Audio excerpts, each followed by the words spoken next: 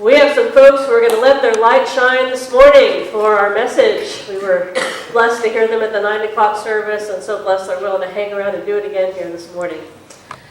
Beth Delgado and Rihanna Booth and Freddie Enton are going to share their testimonies with us today about resurrection.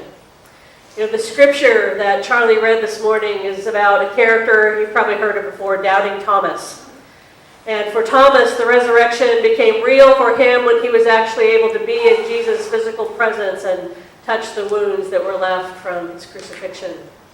And throughout the Gospels, there are a lot of different experiences people have of the resurrection. For some of them, all they got was going into the empty tomb and seeing it, and that was all they experienced. For others, they'd be walking down the road and Jesus would come up and talk to them, and they wouldn't even know it was him until they sat down to have a meal with him. And then when Jesus broke the bread and blessed it, their eyes were opened and they saw him.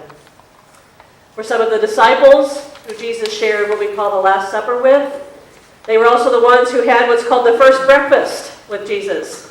They were out fishing early in the morning and Jesus was on the shore, and they came back and there he was cooking fish around a fire. And he invited them to eat with them, and they recognized him and they saw him, and that was their experience of the resurrection.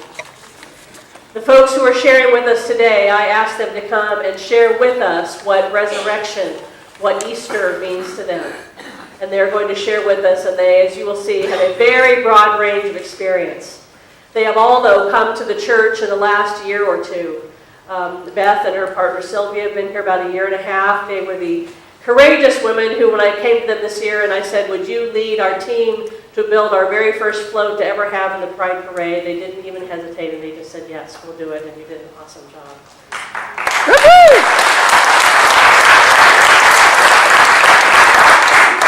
They've also taken discipleship classes, and Sylvia sings in choir, and Beth has performed with our ASL choir. They're just really involved. And Rihanna, who you will, if you haven't met her before, she has taken at least one of our discipleship classes, and I have no doubt she'll be taking many more. Rihanna is a great example of why this church needs a bigger and stronger program for children and families. And we're going to be having Vacation Bible School for the first time this summer. I'm very excited to say that this spring we're going to have our very first confirmation, first communion class. So we'll have a graduating class of kids coming from that. And we need to be offering a lot more. And I ask that as Rihanna shares, you would open your heart to her and really pray for what this church can do, because she's a great example of the legacy that we can leave in this world that will go on and do great things. And Freddie and Dave have been coming to the church now for, I think, Freddie, where are you? Freddie, Dave, where are you? There you are. How long have you been coming now? I would say about 3 or 4 years now. Maybe 3 or 2 years. Really? 3 or 2 years, yes.